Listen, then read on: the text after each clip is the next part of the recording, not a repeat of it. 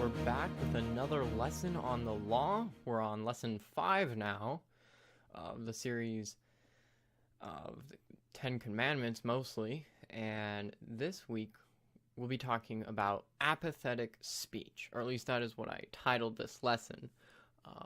I'm definitely one to like to come up with creative titles when it comes to papers or even really PowerPoints, as you can see here. But I was really thinking about the topic as apathetic in speech, and you kind of break it up into two parts. That apathy is kind of the concept of showing or feeling no interest, enthusiasm, or concern in speech. You know, how you talk to people and communicate with people like I'm doing right now. And so apathetic speech would be the act of having no concern over what you say, I would say, or concern with how you say things. And so that is what this lesson is really going to be about, is that's I guess the question, do we show concern for what we say, or are we pretty careless and just say whatever that comes to mind at that time? Or do we actually process what we say when we're talking to people, you know, or do we just say whatever we want?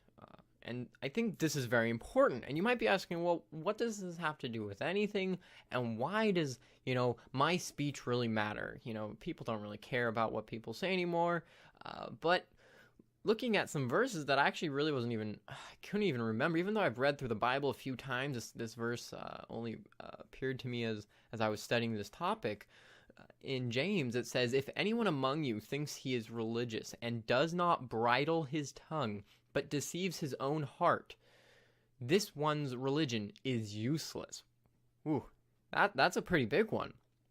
This is pretty saying that a person who does not control what he says and just says the first thing that comes to mind, that person's religion is useless. And the question is, why is the person's religion useless? Well, because religion, in one respect, it has a lot of, do's and don'ts.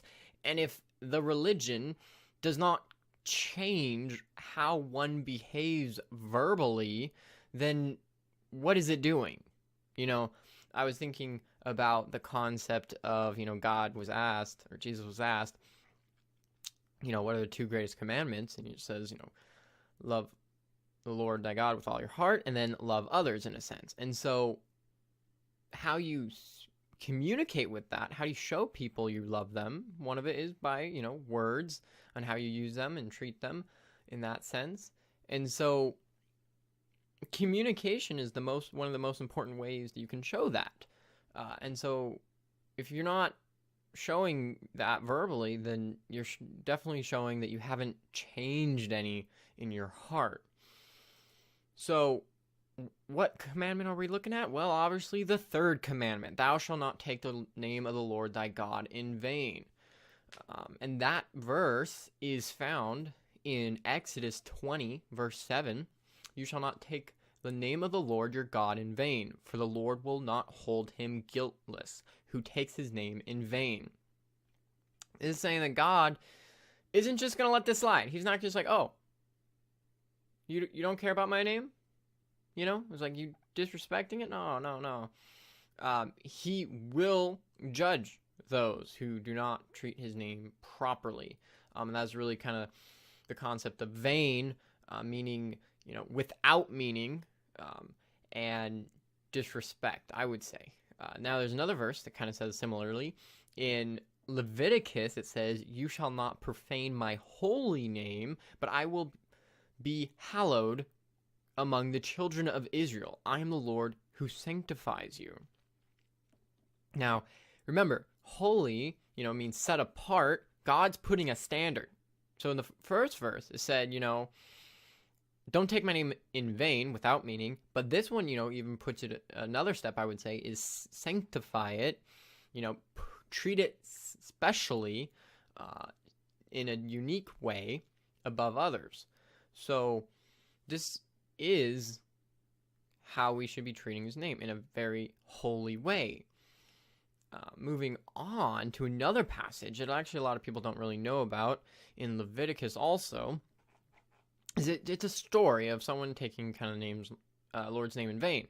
And I'll read that. Is now the son of an Israelite woman whose father was an Egyptian went out among the children of Israel, and the Israelites woman's son and man of an Israel fought each other in the camp. And the Israelite woman's son blasphemed the name of the Lord and cursed, and so they brought him to Moses, and his mother's name was Shelomith, and the daughter of Dibri of the tribe of Dan. Then they put him in custody, that the mind of the Lord might be shown to them.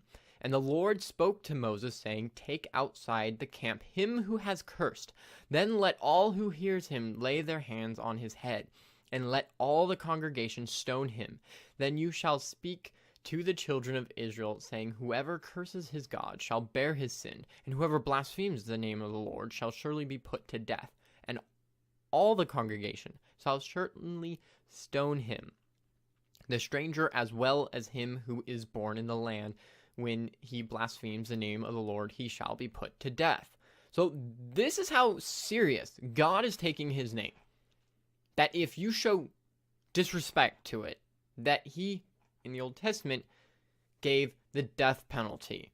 Now, it does look like in this situation there's a lot going on, but it was still kind of boils down to disrespecting God's name, taking it in vain, blasphemy. This is actually probably one of the verses that the Jews would have been looking at when they were getting upset over Jesus speaking and probably pin blasphemy and Lord's name in vain on Jesus for giving him the death penalty. Because pretty much every time Jesus spoke, he was kind of basically saying he was God. And the Jews had a real big problem with that because, that's taking the name of God lightly, without meaning. Is like, oh, you're calling yourself God? That's very disrespectful. We know that there's only one God. And so Jesus probably would have been crucified on the cross via this verse or a few other verses also. In context. Now, the question brings up is, what can all be classified, I guess you could say, of taking the name of the Lord in vain? What can that all be? Well, you can simply just use it in a vain manner. So without meaning or purpose, you're just throwing it around in your vocabulary. This one is an interesting one that, I remember in my Bible class, my dad used to ask students that would always say OMG or, say certain different words that would have been taking the Lord's name in vain. And they say, oh, don't take the Lord's name in vain. And what was their response every single time? Oh, I didn't mean anything by it. I didn't mean to offend. It's like, well, that's the exact point. You didn't mean anything by using God's name. It's not something you just throw around like any other word. It's supposed to have meaning and purpose, not just to be random vocab to make your language sound more interesting. No, it's not supposed to be in that way. The same way as irreverent use of his name, just using it disrespectfully. There's a plethora of ways that can be done. And I think one of those specific ones would have been humor, including God, because I think having God at the end of a joke is not normally a good thing, or his words, making fun of the Bible specifically, or his just deity, his God nature. That to be making fun of any of those is taking his name lightly and disrespectfully, and without meaning or purpose. Now, when I was thinking also for kind of the irreverent use of God's name, I remembered a conversation I was having with someone I was trying to witness to, and it kind of boiled down at the very end of the conversation because he just wasn't having it. I was like, hey, if God was standing before you, would you believe he existed? And I was just awestruck with his response. He said, no, I would spit in his face and laugh. And I just did not know how to respond to that disrespect, irreverent heart of, to a God. I was afraid lightning was going to strike down. But that's one of the ways I was thinking, wow, that's really taking the Lord's name in vain, and just showing such blasphemy towards God. But there are other ways, obviously. They're saying God told you to do something specifically. Now, we know that the Bible, is in one respect the way that God talks to us, but to kind of loosely just say, oh, you read a verse, like, oh, God told me to do this, and then what you say God told you to do does not align to anything that the Bible teaches, that's where you're really crossing the line. You really want to be careful about putting words into God's mouth. God has very specific things that he wants for us to do and has told us to do, but don't start making things up that you think that God has told you to do. So there's a fine line you're walking if you're doing that. Now, another thing is misrepresenting God in any way. Specifically, some examples would be showing him in a sinful way, that he is a sinner, breaking the rules. For some reason, if you're like depicting him in a show or something, and you show him that he's sinning, breaking something, doing something wrong, that would be disrespectful because God is perfect and is not a sinner. Another way is just misrepresenting God in a way that he has not chosen for himself to be presented as. So this is where the big debate that theologians had a long time ago is, whether God is a male or female, masculine or feminine. And the side that chose to say that God is a female is just completely misrepresenting God and very disrespectful, since God has never shown himself in that way. He is always shown in a masculine sense, and he always using the him, he pronouns. And so to show him in that way would be disrespectful and treating his name lightly. Now, another example I was thinking is worshiping in vain. Okay, so when you're standing in church, you're worshiping God, you're singing along the songs, and the question is your heart there? When you're saying, using God's name, do you mean what you say? If you don't, then you're just doing lip service, and God does not appreciate lip service. He wants your heart, and so to sing a song to him would be worthless. So that's one way. Now, I even go... especially like when a church starts introducing new songs, I really like to not sing right off the bat and like to just read through the lyrics a few lines and start processing it to see if it matches up with, I think, God, and if it is a respectful song. Because I do believe some churches will play certain songs that, at least to my idea, is per se, I think, disrespectful in certain ways, or just not accurate, and in that respect, sometimes I'll just like change a line. Like sometimes I'll be singing along, and this line in the song, I'm like, I disagree with that. I don't think that's respectful or correct, and I change it. I think that's really showing that you have a heart for God and that you're actually processing what you're singing and trying to be as accurate and as respectful to God as possible while you're even worshiping. Now, another one that I was thinking about was claiming to be Christian, yet do not act like one. So you're kind of going around with the title of Christian, Christ's follower, but yet you don't act like one. It's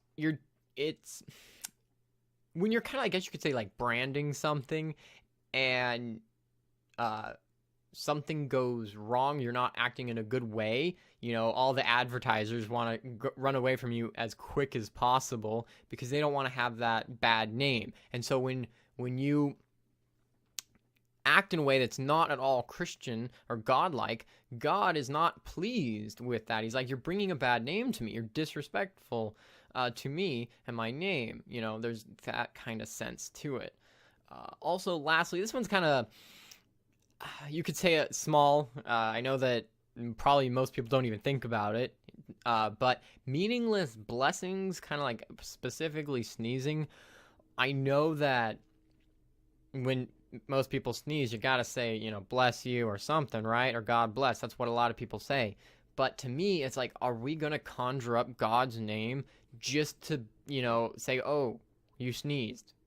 I am supposed to be polite in this situation and say something because of past uh, misconceptions over health, because originally people used to believe that, oh, your heart stopped, so you must have sneezed and you were almost could have died. Oh, good, you didn't die. So to me, if you've ever paid attention to my speech in the same room of someone's sneezing, I actually never say God bless you or even really bless you. I say Gesundheit, which I actually did look up to verify. It's a borrowed word. It's from German, and it literally means good health. And that's it, without any deistic undertones to it. So I know that one's a very, I guess you could say, small one that a lot of people don't really think about, but I process it, and even in that sense. And so thinking of that is like, names have meaning, okay? And God's name is above all others. God is a class of his own, and it's representative of his character, and he's stated he's not sharing it with anyone else. God alone, it's his name. It's not something he treats lightly. Now, that I was thinking of another example is I used to go to one of these private schools, and I knew someone. I don't know how it happened, but he got the nickname Jesus. And so I'm walking through the hallways, and I'd hear Jesus' name through the hall. I was like, oh, it's not Jesus Christ, but just Jesus, a student supposedly. And it just like drove me up the wall that someone would nickname a human being, a sinner, Jesus' name. Because it's like, you can't claim that. You can't claim to be Jesus. You can't claim to be God. That's such disrespect that one has to do that and just claim that. It's not yours to take. It's God's alone. But so that's just, to me, another way that could be. And just word of advice, I guess, to me or as others is, just don't give anyone the nickname Jesus, no matter how holy they are. They're nowhere in the same class as God. It's just not going to happen. Now, another thing is God sets up the sacred and profane and expects our full respect. Now, I think in this concept of sacred and profane, a lot of people do not, I guess, think about this anymore. Everything today is profane. Now, you might be wondering, well, what's the word sacred and profane? I don't really use that word that often. Well, sacred you could think of as another word or interchangeable word for holy. It's kind of sacred, set apart, transcendent. And the profane, you can think of that word as mundane or pretty much anything else that is ordinary. And I think as a culture and society, we've really lost touch with this concept and now have become very profane because we're always trying to push the envelope. We're trying to just do whatever to get a rise. And when I know there's many TV shows and movies that just even, cross the line and, in a religious sense and just make anything profane and just disrespect everything. And that's kind of what society is. They're trying to just push the envelope. And when you do that, you disgrace what is sacred and people forget what was once sacred. But in God actually, set up a lot of things to be sacred.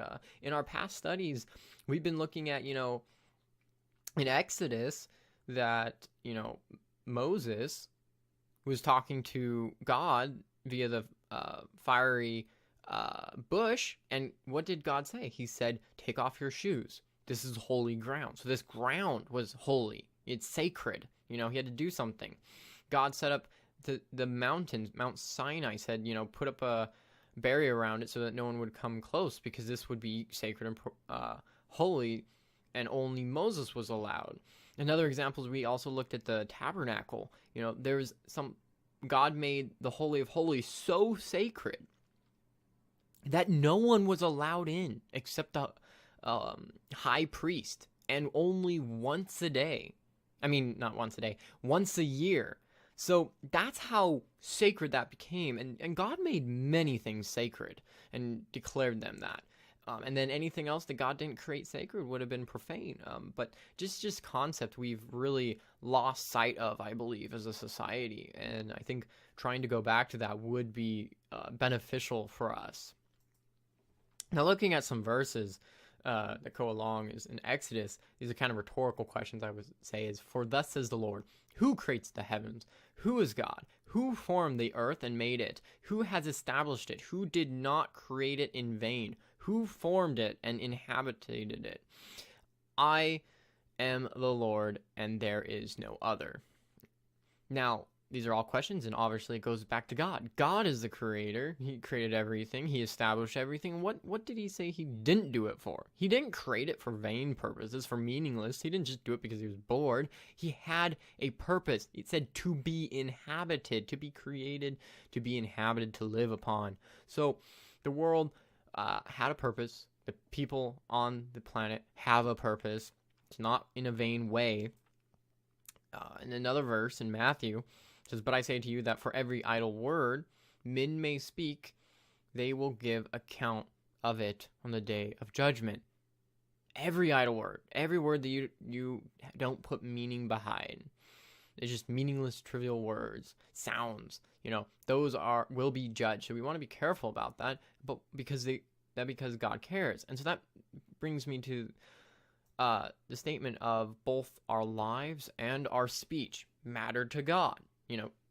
They're not without purpose, without meaning. God wants those both to be thought about and to be lived out with meaning.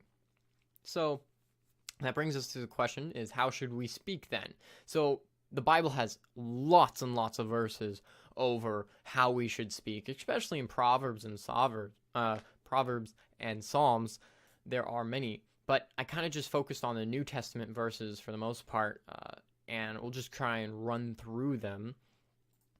Starting out with James, "Out of the same mouth proceeds blessing and cursing. My brethren, these things ought not to be so. Does the spring send forth fresh water and bitter from the same opening? Thus no spring yield both salt water and fresh." And this is really kind of calling to a lot of verses that are in Psalms and Proverbs that represent that the things that come out of your mouth is reflective of what is in your heart. And so if cursing is coming out of your heart or your mouth, then it's also showing what's in your heart. Or if blessing, thanksgiving, what's good, coming out of your mouth, well, that's going to show your heart. And it's saying that, you can have one or the other. You don't have both per se. And so it really brings to light of cursing. You do not want to be cursing for the fact that it shows your heart. And I was thinking too, is cursing is not something, when I was studying for this, they brought up a good point that cursing kind of has this nature of like anger, angst, and just disrespect.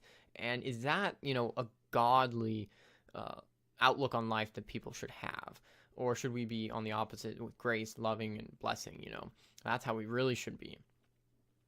So moving on to another verse in Ephesians 5, it says, "Neither filthiness, nor foolish talk, nor coarse jesting, which are not fitting, but rather giving of thanks." So there's a lot there you can digest. And with filthiness, that could be a lot of things, but especially obscene, vulgar, crude language. Just a lot of language there, words that you can think of that come to mind that you probably shouldn't be saying if you are. Or foolish talking, just dumb conversations, you could say, that aren't, is it building anyone up, or is it, worthless? Or coarse jesting. And I was thinking about that one for a little while. And you think of it in two ways. So coarse, rough, and jesting, making jokes. And I would say that these are probably more the jokes that like a lot of men make about each other. Like when you're hanging out with the guys, that you might poke fun of each other. And is that going to be helping them though, or is that hurting them? And I think I was thinking about this, that in kind of the bullying situation in life, that I think if you ask most people would respond and say, yeah, they've been bullied. But at the same time, those same people maybe were just their friend, or someone else, maybe not their friend, were just making coarse jesting jokes, just poking fun, because they're like, oh, it's just a joke, it's just all fun and laughs. But lo and behold, the people making fun of the other people didn't realize that the person felt like they were being bullied and being made fun of, and that messed them up long term. So there's this idea, I would say that coarse jesting really is not fitting amongst Christian, because really there's a good chance you're going to be hurting others, and it's just not Christ-like. As it says, which is not fitting, but rather giving thanks. That's what we really should be doing, showing appreciation. And for me, I say thank you like a million times a day, especially at work, because I'm managing people and I'm moving them around. I'm like, hey, could you help me out over here? Hey, could you help me out over there? Thank you for your hard work today. Thanks, you did a great job. I'm very appreciative, and it really goes a long way. That's how we should be talking. Now, another example is in Matthew. But I say to you that whoever is angry with his brother without a cause shall be in danger of judgment. And whoever says to his brother, Raka, which that kind of literally translates to worthless, good for nothing, shall be in danger of counsel. But whoever says, you fool, shall be in danger of hellfire. And I remember hearing this verse as a child, and I was just fearful for my life. I'm like, I don't want to go to hell. I'm never going to say, you fool. I'm not going to call anyone a fool. But I was very dumb at that time, and I took it very legalistically. So I'm like, okay, I'm just not going to be Mr. T and say, I pity the fool. I'm not going to be that guy. I'm not going to be a person who calls people a fool, but I will certainly be someone who still says, oh, you're stupid. And didn't kind of get to the spirit of the law. You're not taking personal attacks on people. So I would say that's kind of the heart of this law, that you're not personally attacking people. Now, I think there's still a certain level of discussion over intelligence. Certainly, we do know that some people are smarter than others, but discussing it in a way, I think there are certain ways that you can discuss it that is not breaking this. And if it's more of a discussion, it's like, I'm honest that, I know I'm not the smartest person at my job. I know there's a lot of people smarter than me. And to say that isn't really disrespectful, I don't think. But if someone's directly saying, oh, you're an idiot and you're worthless at this job, then you're probably crossing over the line. And that's where it becomes a personal attack. So I think that's where things you can kind of think about with this verse. Going on to another verse in James, but above all, my brethren, do not swear, either by heaven or by earth or with any other oath, but let your yes be yes and your no be no, lest you fall into judgment. So this is a very popular verse that a lot of people do know of, but it's kind of, pretty clear. Don't make swears, oath upon, your mother's grave, stars, any object, because one, that kind of goes on line with what we were kind of saying in previous lessons. You're kind of giving those things mystical powers as oh, does that mean those things are going to make it that you actually fulfill your promise? Why is that necessary? But it also brings into light, it's are you not to be trusted unless you swear upon that? It's all about integrity. And so God's saying here, let your yes be yes, so that people know that if you say something, you'll do it, and if you say you don't do something, you're not going to do it. It's kind of that trust and integrity issue. Moving on to another verse in Timothy, it says, but avoid irreverent babble, for it will lead people into more and more ungodliness. Now, when I read this verse, I had to really think about it for a little while, what really irreverent babble is meaning. Irreverent, you can think of that as disrespectful, and babble, chatter, just kind of goes on and on. And so you can think of this as engaging in meaningless, disrespectful talk. And many actually were bringing up the concept of gossip and the act of quarreling or fighting, because both of those are showing disrespect to others that kind of just keeps going on and brings others into ungodliness, especially the gossip one. I was considering, because you're talking to others, you're telling someone something about someone else, and guess what they're going to do? They're going to tell their friends about it, and they're bringing more and more people into the same ungodliness, because we know that we should not be gossiping. And so in the same way of gossiping, there is kind of that quarreling. And I was thinking of online kind of discussions, not discussions, but sometimes people get into fights on Facebook or YouTube comments. And there's at a point, I used to do that, kind of argue certain things. I can get pretty political, or even, debate over biblical understanding over verses. And it just kind of, I realized that really, is this helping anyone? And a lot of times I don't think most people do, because you're not generally going to change the person's mind that you're debating or arguing with on Facebook or YouTube. They've already made up their mind. And if you do fight in a way or bring things up in a personal attack on YouTube comments or Facebook conversations, other people see it. Other people see you fighting, and is that really bringing, anyone to Christ, I would say. And so I think you really have to be careful with discussions or fighting online, and try and make it civil if you are going to discuss or debate, and make it, there's parameters on, you don't make personal attacks, you bring up certain points and go back and forth. I think there's an appropriate way to do it, but I think a lot of times it can turn into an irreverent babble that just goes on and on and on, and no one ever changes, except a lot of people have now a less good view of you as a person after that debate. Looking at another verse, though, in Ephesians, let no corrupt word proceed out of your mouth, but what is good for necessary edification, that is, may impart grace to the hearer. So this is on the other side. Instead of saying, like, don't say this is saying, do say this. Say stuff that will be good for others, that will edify others, that will show grace upon them, So you want to be lifting others up, not corrupt, nothing that, tears people down. You want to think on those things. Now, this is kind of the last one before we do a little bit of a wrap up in a video, is in James, another one from them, or that verse, is even so, the tongue is a little member and boasts great things. See how great a forest a little fire kindles. And this is saying that, you may think that your tongue and what you say doesn't do anything, that you can just keep talking and keep saying things that are bad and wrong, and nothing's gonna happen. Nothing's gonna be affected. And that's where I was, with the title of this lesson, apathetic speech. We don't want to be in that way. We do not want to treat our speech in a way that we think it doesn't matter, has any difference. We want to realize that our tongue and what we say is just as powerful as a fire. It can set a forest ablaze and destroy it if we're not careful.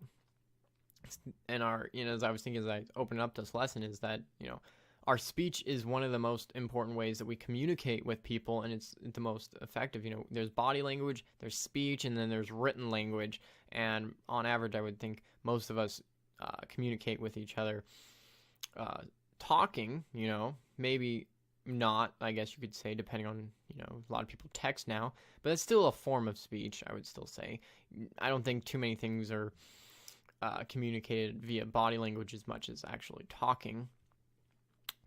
But that's the thing, you can really tear someone down via your speech, and we don't want to do that. And so, kind of looking as in review, how should we speak? Well, obviously with grace, building others up, edifying, integrity, truth, and thanksgiving. That should be things that represent us as Christians. And we shouldn't be speaking in these ways. There's irreverent babble, filthiness, foolishness, coarse jesting. Those are, the personal attacks, tearing others down, insults, idle, meaningless words, just that don't mean anything, that have any sound, like actual backing. And I was thinking with those ones, especially like with curse words and swear words, most of those don't even make any grammatical sense. I'm not even really that into grammar.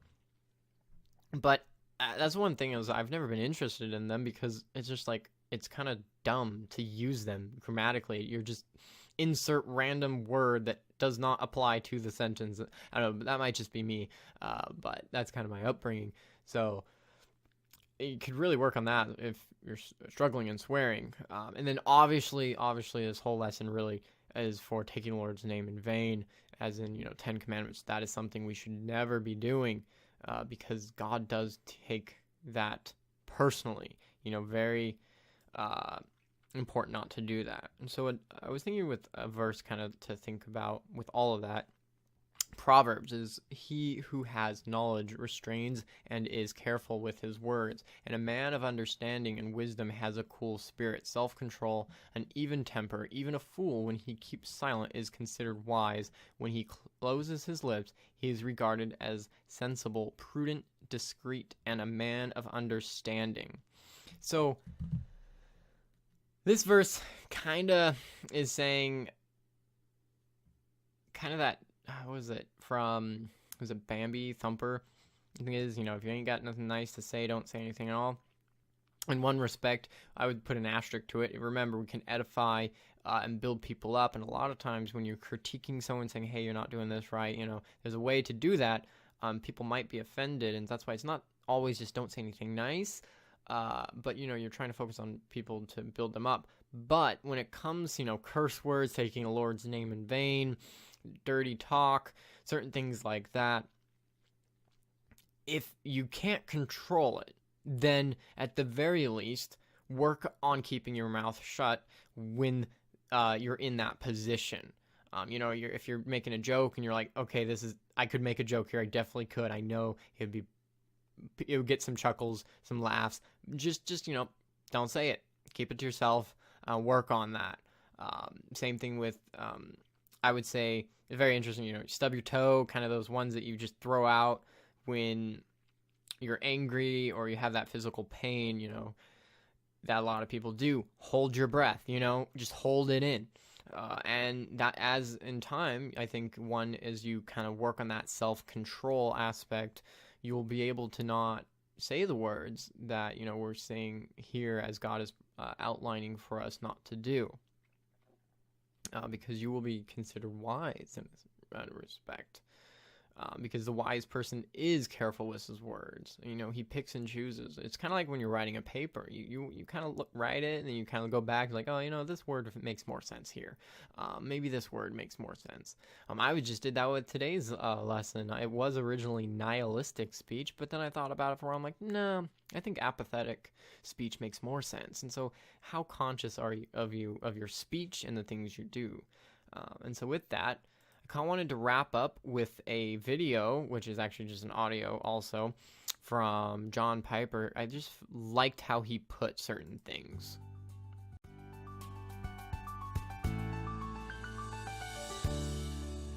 We have received quite a few emails on cussing and why it's a sin to let a 4-letter word rip every once in a while. Why or why not is this a sin, Pastor John? And is there any difference if it's a word directed at a person, calling someone a name, or just out loud in response to a circumstance like hitting your thumb with a hammer? What would you say?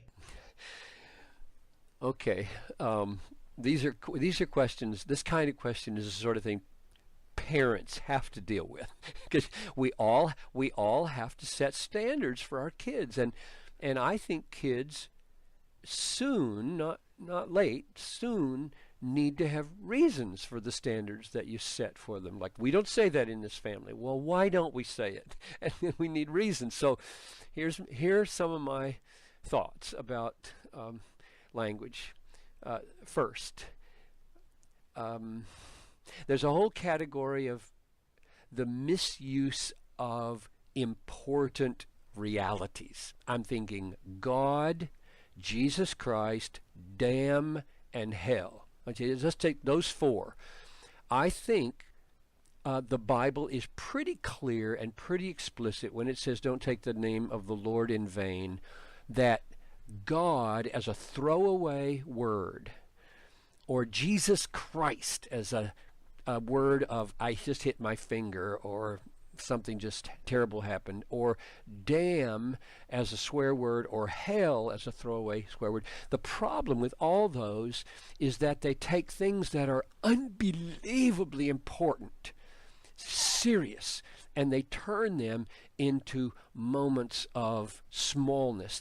There's a disconnect. There's a lack of coherence and harmony between the way they're being used and the weight that they should carry. If a person uses God and Jesus Christ and damn and hell as a throwaway standard expression of irritation or anger, he is belittling God, belittling Christ, belittling the seriousness of damnation, and belittling hell, and we ought not to belittle these big things. So that's my first take. Second, there's a whole category in the Bible and in English language called crude, crass, vulgar, indecent. Those words didn't come out of nowhere.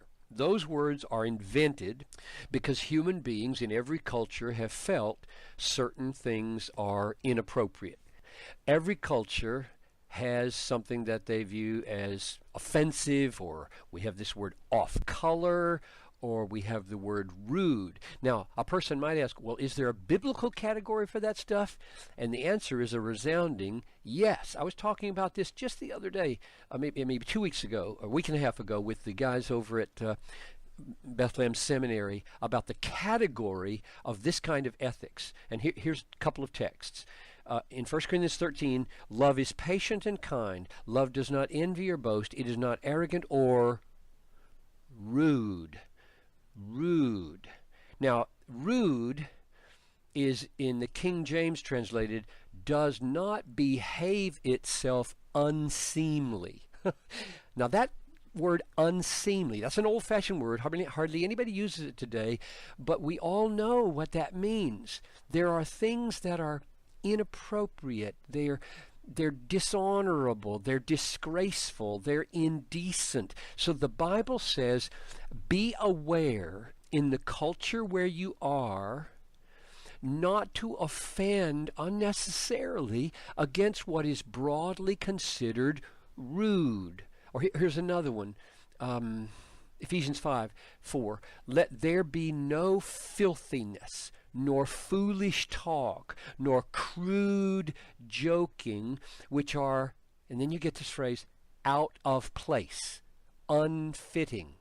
The Greek is anaken, but instead let there be thanksgiving. So Paul knew that there were 100 decisions you'd have to make in life for which you couldn't consult a list. There's no list that's going to work for when something is inappropriately crude or foolish talk or filthiness. And so he's saying, but there is a category, and Christians should not want their language to be crossing over those lines again and again.